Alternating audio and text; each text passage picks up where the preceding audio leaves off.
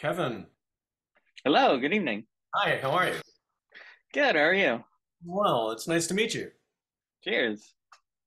So, I want to tell you a couple things as we get started. One of the things that I'm doing is as a VIP, as this VIP membership is, a special guest may or may not join us. Okay, Ooh. no guarantees, but that may happen. Another thing is, in addition to some of the regular memorabilia that I'll be sending out to your care, before I've written an everyday word in this envelope. If you say the Hmm. everyday word during our Zoom conversation, you'll get an additional historic collectible. So that's and if once we're off the Zoom, you can look it up on YouTube. There's an old show that you may not you're likely not to be familiar with, but I'm a big Marx Brothers fan. And Groucho Marx, after the Marx Brothers stopped making movies, had a television show called You Bet Your Life. And it was the same. That's where I got the premise for the idea of the everyday word. He would have two people come on and talk to them. If somebody said the word, a duck would drop down with the cigar and the mustache, and then they'd get like extra money or something. But that was the general thing. So I thought that that would be a good way to give, because there's a lot of things that I have that are collectible, obviously, but then Hmm. there's other things that are like ultra rare and historic that they're not like even limited edition. They're just like one of a kind or something like that. So that's kind of where the idea of the how do I select out of a handful of VIP members who should I give this to? I thought, well, whoever happens to say the magic word. I thought. Sounds pretty fun. So you've been a subscriber since spring 2022. Is that the Brian Long Promised Road I edition? think 2022, I think so, if not a little later, because I remember that came out on Blu-ray, I think the winter before. So that would have been yeah, it took me a while to get all those interviews done and to pull that together. Which is often the case. So it's that's why I'm not always successfully able to have editions like the '85 album be on, which it would have been a little bit better if I'd had this. I didn't want to wait 2 years to do it, Hmm. so that was the one thing. But so you have both of these issues, right? Yep, got them Okay. right here, actually. Okay, and you got the PDF, so which is kind of part three to all that stuff. So I kind of wanted to I kind of wanted to start because those are the most recent examples of the magazine. What you liked about those editions, and then we'll kind of go from there. And what you like about ESQ in general.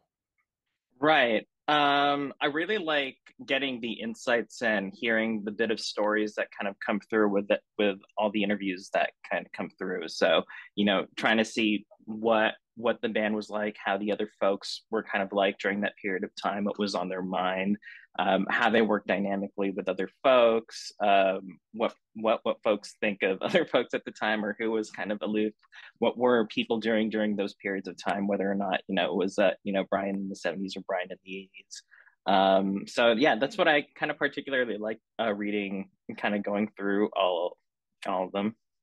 Mm-hmm. And what was there anything that surprised you?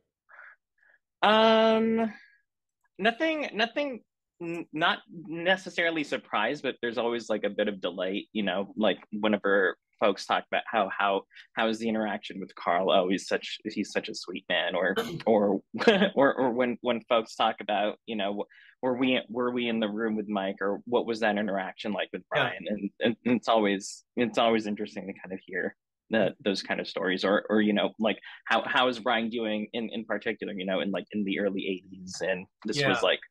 like in between kind of the Landy times as well. So, a bit of a reversal, but at the same time, it's also seeing what were on the minds of other people at the time and how that all kind of worked out and stuff. Yeah, and I am just going to point out to anybody who might be watching this eventually once it's on YouTube that if you were to get both of these magazines, although this was the summer and this was the fall, I would say read the fall one first and then go back to this one because of the way that the interviews were collected and pulled together. because this Hmm. one deals with like late 83, 84, early 84 with Chasing the Sky and Jeffrey Foskett's interview going into the 85 album, which Steve Levine then tackles in this. I thought the one thing that surprised me with the 85 album was Steve Levine very matter of factly telling Brian he needed to that his singing voice wasn't very good, and he needed to do something about that if he was going to be serious about recording an album. So Brian went and Hmm. took voice lessons. That surprised me, um, well, in a good way, because I love that Brian took it to heart. Hmm. And then he understood, and as opposed to getting, and as opposed to letting what I imagine Landy control the circumstance, Brian kind of took it on himself and said, "No, this is something I need to do." But Hmm. so that was something. And then I think with like Malcolm Leo, I loved because he was just great. He sent me all those photos of all the stuff.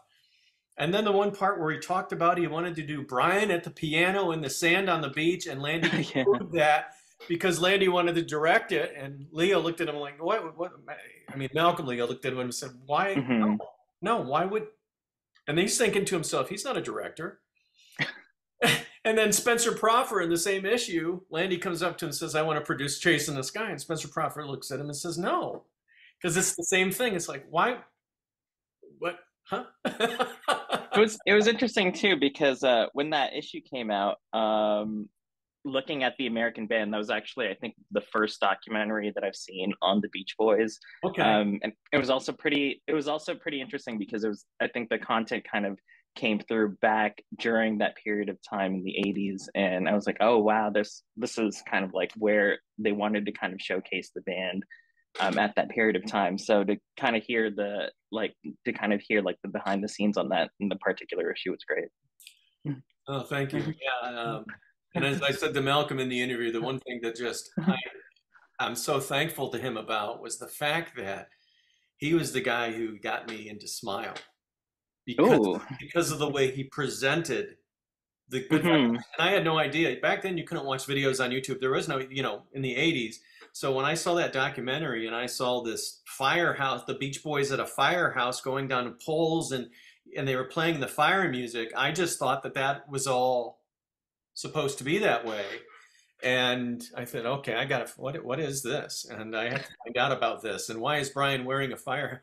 What? And then they have Brian talking, and then Malcolm pointed out the little subtlety that I had seen, but it never occurred to me it was on purpose. And that was Brian in the bed smoking a cigarette Mm. to also indicate fire, smoke and Hmm. fire. And I just never thought that that was purposeful, So that was just such a neat little. And then I love the fact that to this day I've seen a lot of documentaries, a lot of things about pet sounds, including David Leaf's great books, who are right there behind me. Um, but I've never anywhere except in that American Band documentary where somebody starts to talk about pet sounds and the song that they went into, which was Here Today. And it's because Bruce says the album Pet Sounds, and it goes right into bum Boom.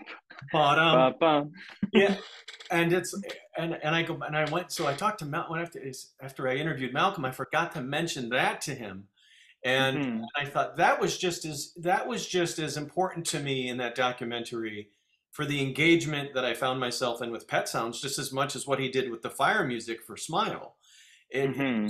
because anything else you watch and about Pet Sounds, it's God Only Knows, it's Wouldn't It Be Nice, maybe Sloop John B, possibly I Just Wasn't Made for These Times, or in a rare event, maybe Caroline No, but Hmm.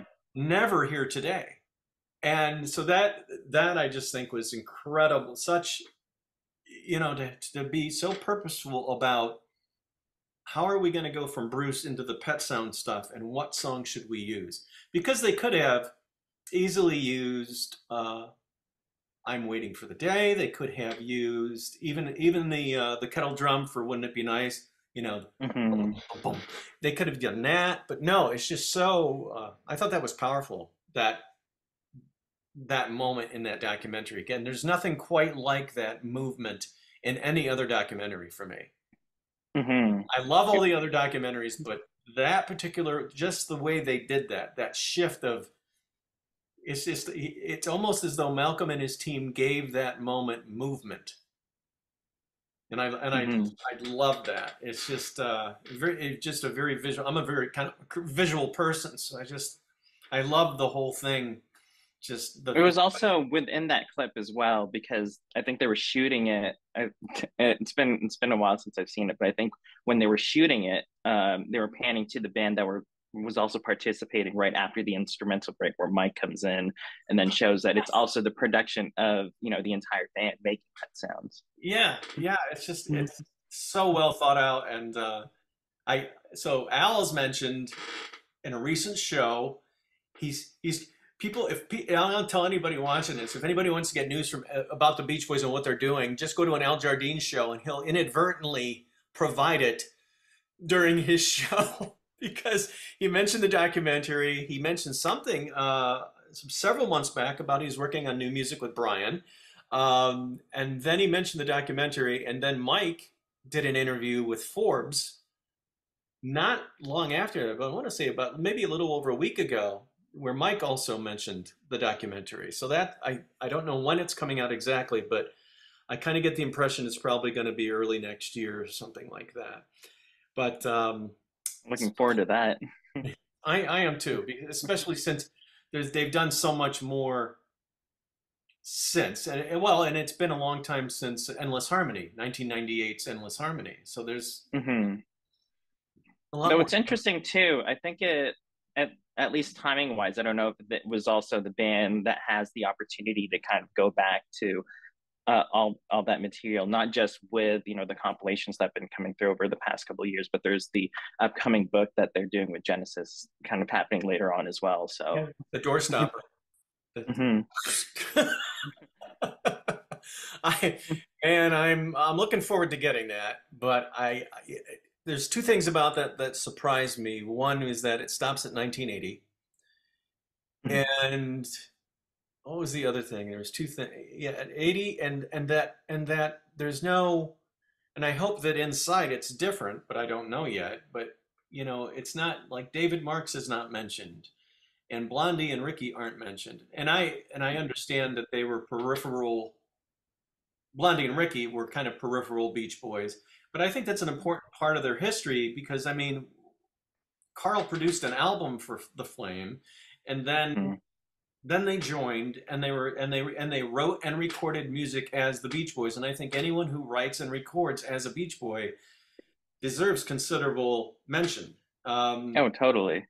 so so I'm hoping that the cover is not the full depiction of what the interior represents. I mean, and David didn't really write music with the group, but he plays on four albums, so Oh, yeah. I mean, that's so I'm hopeful. It doesn't appear that way, but I hope that that's not the case. I hope they're all included.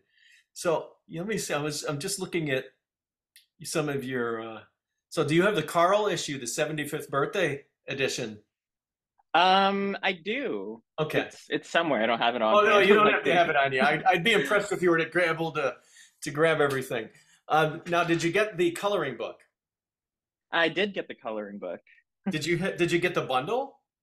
I did get the bundle. Okay, then I don't have to show you any. It was just got this. Did you look at the nutrition information on the side of the cereal box? Oh no, I didn't. Oh, you have to. You have to. I'm gonna check it out right now. I So did see the ingredients and I thought that was clever, but I didn't. Oh, look at that. Calories 1961. That's nice. and then added harmony 100%, Hmm. Lovedium 20%, Algae, organic Brian, Organic, Jardinium, bro. vitamin Carl, vitamin Dennis, fun, and then hot whiteite. 409%.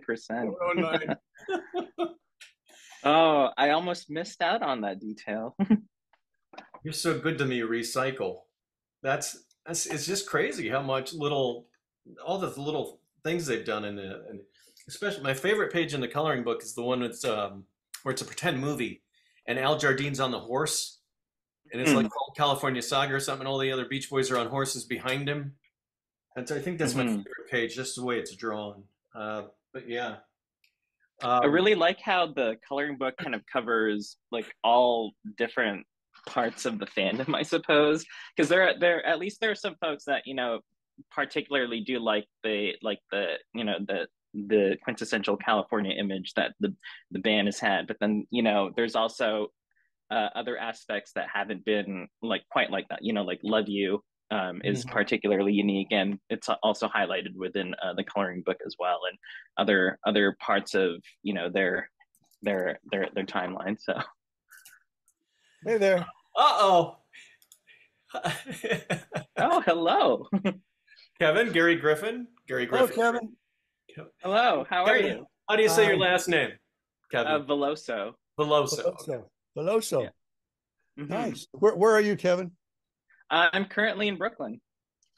Brooklyn, of all places. He's not Brook watching the Bengal game. just started. Oh, look at that. They're moving the ball. Gary's a big Cincinnati across the board sports fan. Yeah, I grew up in All right. Cincinnati, and I'm He living back wishes here. he wishes he played with Johnny Bench and the gang. I did play music with Johnny Bench at one time in the 70s. Oh, I did not know that. He, well, That's too cool. he did a sort of a fundraiser thing, and he needed some musicians, and I got to remember what song he did. He did it fairly well. Some sort of pop folk song from the 70s, but maybe a Jim Croce song, Oh, okay. So something he like sang. that. Yeah, he sang. He sang. Okay. I didn't Yeah. know. I had no idea. No, I know that Reggie Jackson's been on stage with the Beach Boys, which was Was strange that when right? I heard it, but I didn't realize Johnny had see, I didn't realize Gary Griffin was a part of the Johnny Bench band. Well, I got to put this on my resume. I'd forgotten it I completely. think so. I Got think to go right up at the top. so. I would, well, yes, absolutely. I got to remember what the song was. Maybe one of my buddies that played on it would remember. I mean, that's only 46 years ago or so. Yeah, So that's all. That's yeah. yeah. So Kevin is a big fan of the smile stuff, and we haven't quite got into talking about. We were just talking about the coloring book and the last couple of issues of ESQ. Hmm. But Kevin, have you been to see Brian and his band with Gary? Um, the last time I saw Brian was in 2019. He was performing with Al and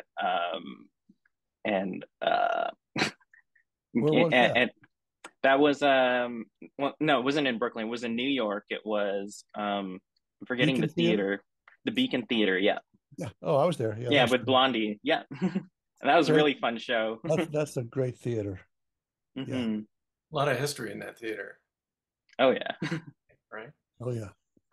Were you playing with the band most recently? I think what was the last tour around 2021 with Chicago or That was 22 and 20. That was 22? just a year ago this past summer. Yeah. That was the last thing we did with Brian. All right. Yeah, June and July of 22. Yeah. That was great. It was a great tour. Brian was not in great shape, unfortunately, but the band, I guess because we knew we had to, we were fantastic. I got to say, we just, we were all so focused. We said, well, we got to make this as good as it can be. And it was Hmm. the only drawback. It was June and July, and it was so hot everywhere. I mean, Oh just wow. all outdoor shows, and we'd go on at 7 p.m.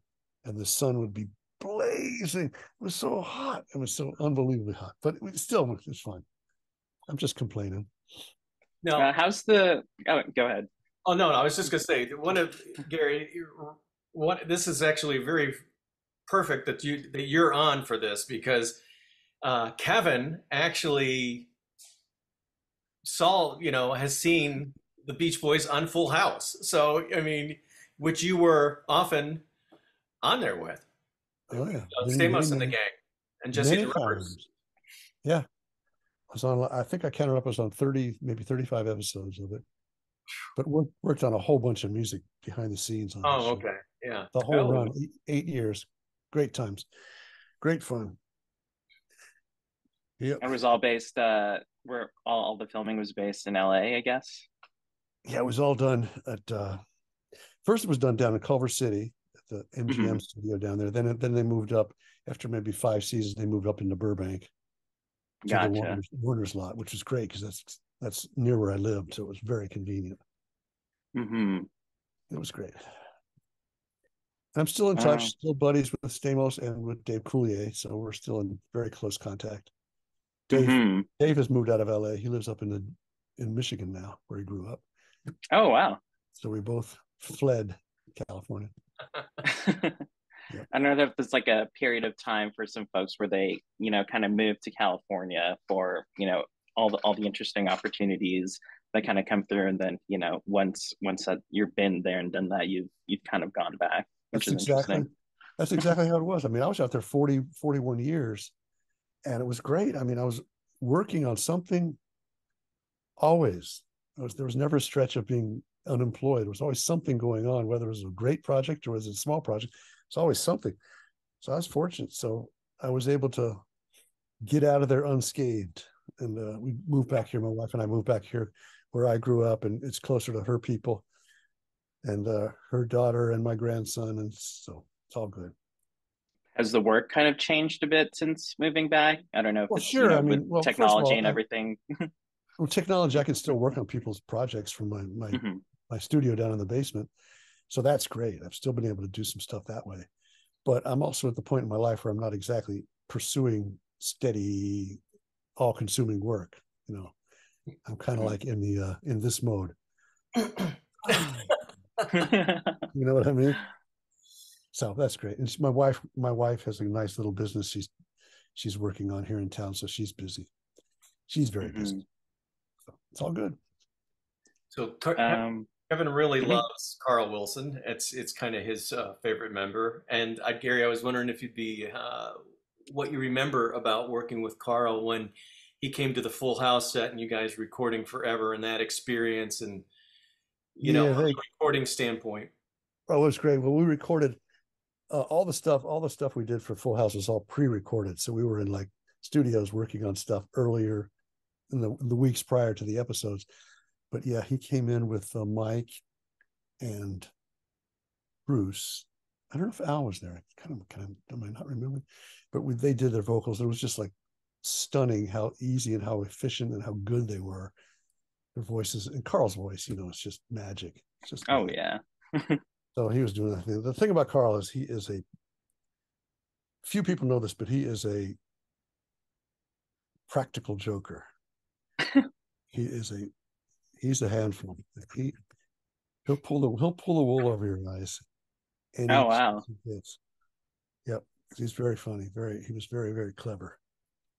I knew So that I heard that Brian was also a bit of a joker as well. I don't know if it's just, he something was that back in happens the in the day. family.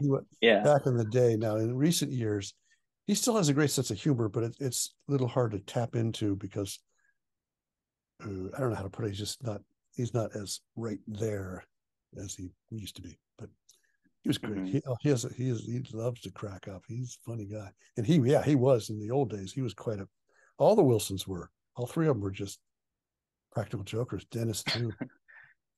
Yeah, they. Yeah, There's a yep. funny story Bruce told me. I guess it had been after he'd been on a tour, not too long with the Beach Boys after he joined. I think he said it was '66, and he Mm-hmm. was reading a book while they were on tour. And Carl must have been a popular book at the time. And Carl said, "Hey, do you mind if I'd like to read that when you're done?" And Bruce said, "Sure." So Bruce finished it, but before he handed the book to Carl to read, he took a razor blade and he purposely removed with fine precision the last page of the book before he gave it to Carl so that when Carl read it, he wouldn't know the ending. So, Oh wow. That is great. So great.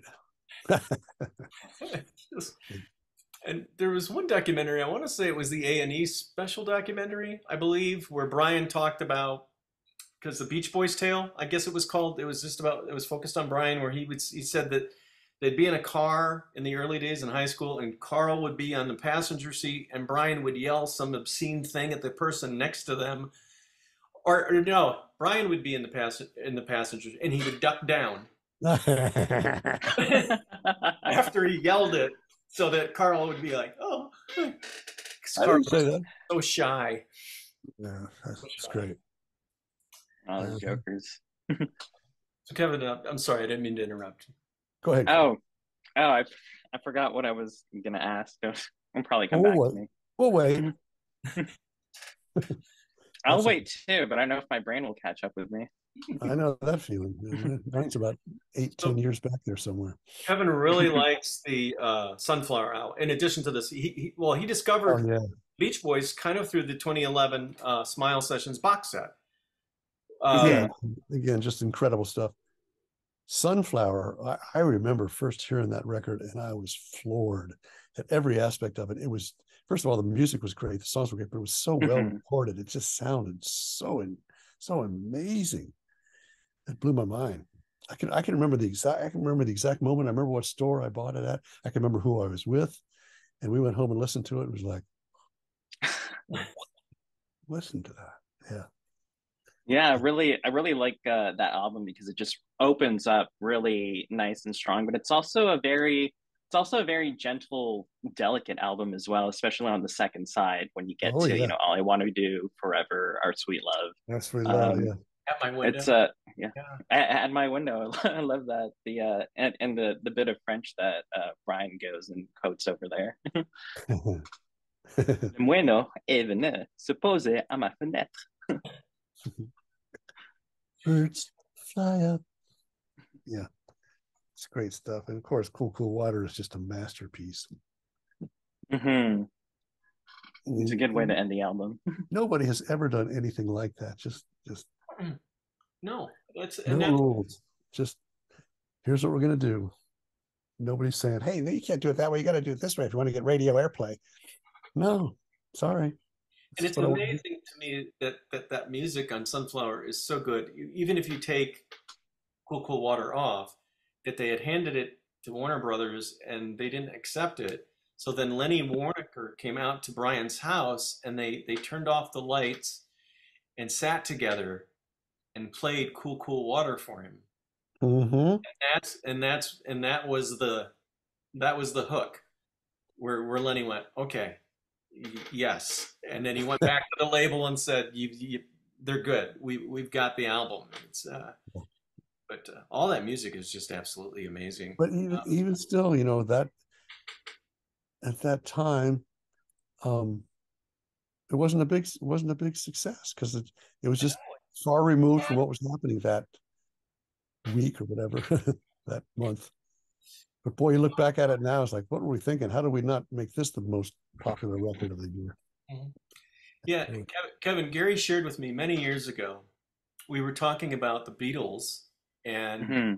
Gary had shared with me, and I'll get this wrong, so Gary can come in and jump in and articulate it. But he was talking about radio in the mid '60s and how every day he turned on the radio and he would hear something new that was just that Oh, much better than the day before.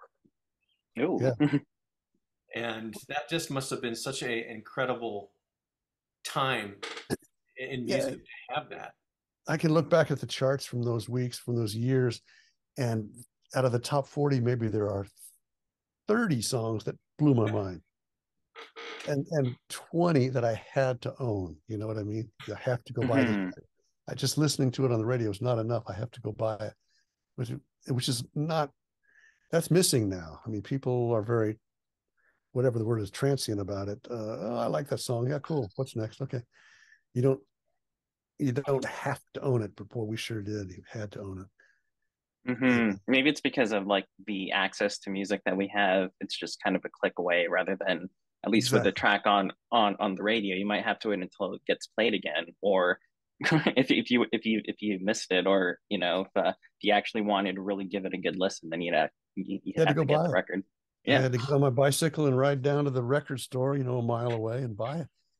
And but if I didn't have a record yet, if there was a record that I loved and I didn't have it yet, I would have to stay up, lie in bed until it came on the radio before I could go to bed, before I could go to sleep. Because I gotta hear this song before I go to sleep, whatever That it might be. I've experienced that Yeah. when I was young. Yeah, I can't remember the one of the it wasn't really a song. I can't. I'll forget the artist. I can't remember, but it was the Gary. You'll remember these. These were novelty records, and only a few came out. Where it would be a radio announcer doing the record, and it would be little snippets of songs in between the little, like he'd say, hey, so and so, and we're on the street. It looks like you were just bitten by Jaws. He looks like, what did you say to him when he bit you? And then they would insert the song, "Wouldn't you give your hand to a friend?" And then he'd come out and I don't remember who the artist was, but well, back in the 60s, those records, I think it was a guy named Dickie Goodman that did a bunch of those. okay. There were several of them, and they were just funny and clever. Yeah, And it's just the technology now, any kid with a computer could do this, but back then it was like, how did they do this? My God, amazing. So they yeah, this is fun. I can remember when the Beach Boys medley, I guess that was 81, 82, that came out. And Hmm. I didn't know that it was like available as a record or anything, which it ultimately was. But I thought because at that time they had all these Stars on 45s releases where they'd done all the Beatles songs and everything, and it was almost disco. And then so the Beach Boys kind of hopped on that bandwagon, but they used their own music and they created their ballad Yeah, right, medley yeah. and the upbeat medley. And I remember hearing the upbeat medley of kind of the greatest hits, and what you're talking about, Gary, where I just laid there waiting for it to be I had to hear it. played again because I was just so excited hearing that combination of songs together.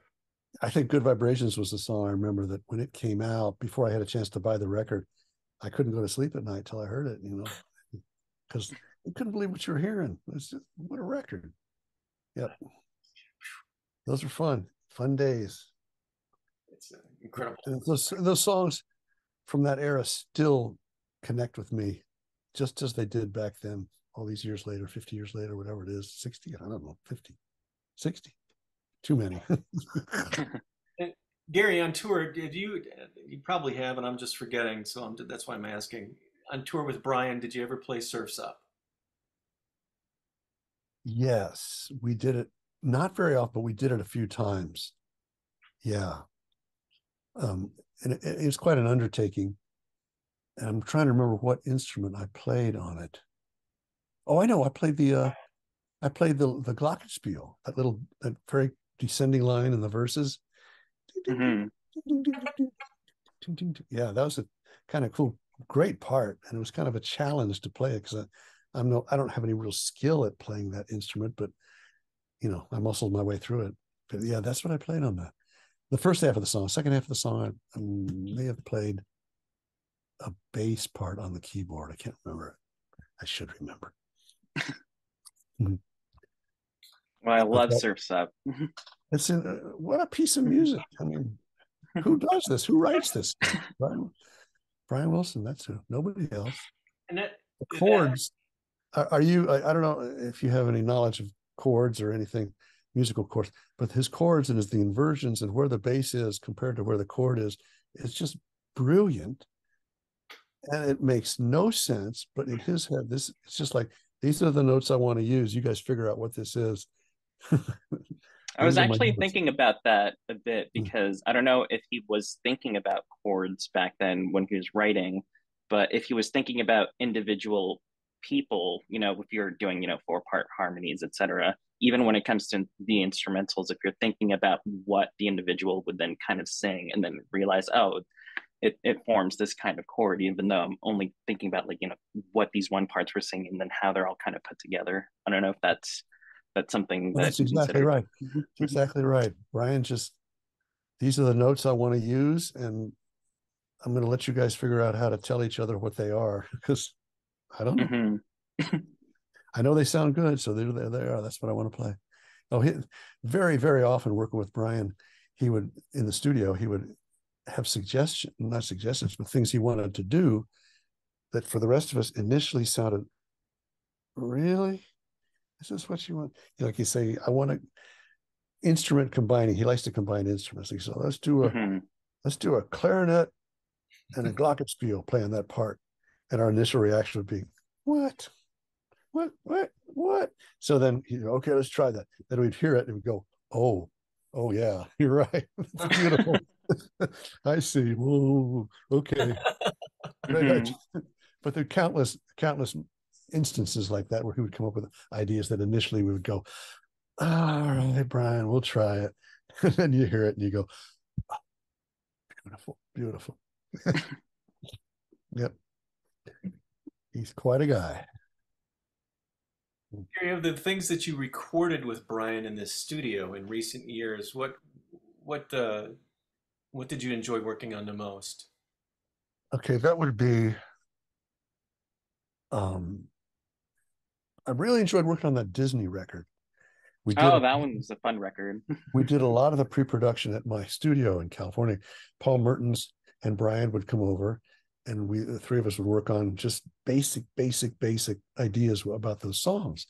And Paul would have a list of possible songs, and he'd play a little bit for Brian of a song, and you could hear Brian just thinking. He'd say, and sometimes he'd be very honest. He'd say, "Nah, I can't do anything with that song." We go, "Okay, so next we play another one." No, no, I don't think so. You play another one, you go, okay, yeah, I can do, yeah, that's a good one. We write it down. And then afterwards we start like noodling around with those songs, and you'd see his thought process of what he had in mind for the songs. And it was always great. And then we just developed it from there and took it in the studio with the rest of the band. And it was great. Fun. Mm-hmm. I do have a question about one track on that album, because you have a couple of, several covers that are just, from particular movies. And then there's one track that I think was kind of a medley of a couple of other tracks, like the Hi Ho one Oh from Snow man, White, and then the Pirate's Life that's for Me. that's one of my favorite little things. I played on that. I think I played the Hammond organ on that. And we did it kind of live, like the whole band was in the studio. We put that quirky, weird arrangement together, and it was so fun. When we played it back. It was like, oh, this is so cool. God, this it is just great. Hang on, I'm getting some messages here. Oh, this is Bob Lizick and Darian Sahanaja checking in to tell me about the football game. Because They, Darian's a they, Rams fan, they and this know is you very. Oh no, he is a Rams fan, and oh they're God, playing the yeah. Bengals right now. So maybe a little smack talk. Uh, oh, okay. Yeah, Darian's a big Rams fan, and Bob is a Bears fan, and they are awful this Bob's year. miserable right now. Then. So he won't. He doesn't even want to talk about sports. Poor Bob. Oh, here's another one. Who's this? See, this is. They all Okay, know okay. what a Cincinnati fan he is. They Yeah. Burrow's a little gimpy. What's that? Burrow's a little gimpy. That's what I'm hearing. Yeah, they Uh, haven't. I think it's 3-0 Rams so far. So well, not having it. I'll sell you my Panther season tickets if you want to come down and use the seats. They're 0-3 too. Are they really?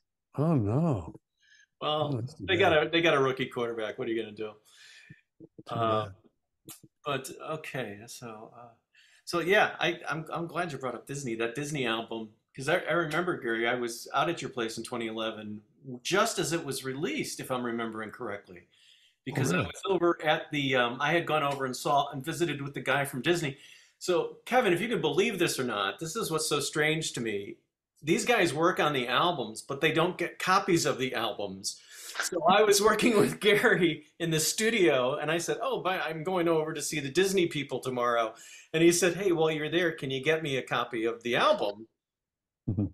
And I said, "Yeah, I'm going to ask." And I ended up getting him a promo copy of the Disney thing because Right. he sat there and said, "Listen, I'm going to see Gary Griffin, and I would not be doing my due diligence if I don't ask for a few extra copies." And you would have thought I was like asking for blood or something. Yeah, and Oh he had a man, stack of them, and you would have thought that it was isn't that this big awful? deal, But he gave me a small handful that I was able to come back and give Gary a copy. I mean, I That's just thought right. that was It's still crazy. that's the copy I still have. I'm sure. So, Oh well. did you So work on yeah, Reimagine Gershwin? yeah, I played on a couple of the cuts. Okay, yeah, I'd have to look at the titles, but that was a thrill too. that just is such an amazing album. Mhm. It's just, oh, I'd I, have to look at the titles again. I haven't seen the remember the titles, my but I did. my first dance wedding song was the Like and I Love You. That's a great one, isn't it? That's a Yeah, great. it's just Mhm. just that when that album came out, knowing Brian's love of Gershwin, um, when I even read the news that he was going to be doing that and that the estate had opened their doors more or less to Brian, listening Mhm. to some unfinished pieces, I just thought, oh, I can't wait for this, and Hmm. it did not disappoint. I just still think that's one of the that and the With Disney it, album. To Kevin's point, the Disney album was really surprising to me because I just looked at the titles and didn't really think anything from just looking at the titles. But then when I listened to the arrangements on some of right, those songs, I was right, really right. just happily surprised because it there was like one or two tracks that were just kind of straightforward recreations, but for the Yeah. most part, the album was approached differently so that you were giving the Hmm. listener something new, Hmm. which I appreciated. But that Gershwin thing, that reminds me, similar situation with that Gershwin album. We were on the road, and I remember Jeff Fusquette and I were in Brian's room one day, and Brian got a phone call. The very first phone call he had gotten, presenting that project to the idea of that project to him. Like, we'd like you to do a Gershwin album. He got off the phone. He's like, oh my God, I want me to do an album with George Gershwin songs. And you could see he was like really like that torture, but like, oh my God, what am I going to do with those? And he thought about it for a few minutes. You could tell he's processing, and he goes, okay, I can do that. Okay, I can do that. God, it's so cool. That was just a great moment Oh, watching Wilson unsure of himself. Is great. and the Gershwin catalog, that when that happened, what I really loved about that was seeing somebody of Brian's musical background and stature being married with someone of George and Ira Gershwin stature. I mean, to me, it made the American Songbook, kind of Hmm. solidified. It was really just a match made in heaven, I thought. And then when I got it, I just was even even happier, even Mm-hmm. happier. That's right. Yeah. And then Well, George and I have the same initials, so I kind of was carrying the torch for him. You know, that's how I look at it anyway. oh, of course, that's a great way to look at it. I'm this generation's George Gershwin. I don't mean, you know, Very humble, very humble. Hmm. well, sure, you have to be that way. Kevin, we're almost out of time. Is there anything else that you'd like to ask Gary about? I guess I have one more. Do you Sure. remember the first time you played with the band and how that kind of was? Oh, there's a story attached to that which I can't really tell, but it involved Dennis Wilson and a tiny little conflict. I was brought into the band, and Dennis didn't even know who I was because he was temporarily out of the band. So when I came back to play the very first show with the Beach Boys in '77, Dennis kind of shows up and says, "Who's the new keyboard player?" So he was kind of gunning for me. So he made it a little awkward for me the first couple of days, but then we just somehow we got past that and we bonded. We had a great time together while I was touring. It was great, but there was a thrill. I mean, playing those first few shows with the Beach Boys, one of which was right back near here where I grew up. So I was returning home and had a whole bunch of family and friends that came up, and it was a thrilling moment for me and for everybody. Like, oh my God, Gary's playing with the Beach Boys. So that was it was great. It was wonderful, wonderful time. Well, Gary, thank you for taking the time to join us. Go Bengals. Thank you. Let's see. We're Now, I still say pretty. that very reservedly because I'm a Steeler fan. So, Are you? I didn't know oh, that. I was yeah. The only reason I got Panther PSLs was because when the Panthers started, Dom Capers, who was the defensive coordinator from Pittsburgh, was the head coach. Yeah. And Kevin Green also came from the Pittsburgh Steelers, and he was a Panther. So I was like, okay, yeah. And so, Kevin, I hope we're not boring you. I don't know if you like professional football or not. Oh, no Pretty well. worries. But so yeah, so Griffin, you got to come down here. We'll go to a game. I'm on my way. All I'm on right. my way. I Cheers. just bought a new car yesterday, so I have no excuse for not coming down to see you. That's exactly right. Yes. All right. Be All well. right, Kevin. Thanks. Nick, great to meet you. And Cheers. hope we run into you somewhere soon. Somewhere. Brooklyn, huh? How cool, Brooklyn. Yeah, All let right, me know. I will. I will do that. Okay, guys. Okay, Gary, thanks. Bye now. Well, I hope that was fun. Yeah, I hope you That enjoyed it. was really fun. Yeah. Cool, cool, cool.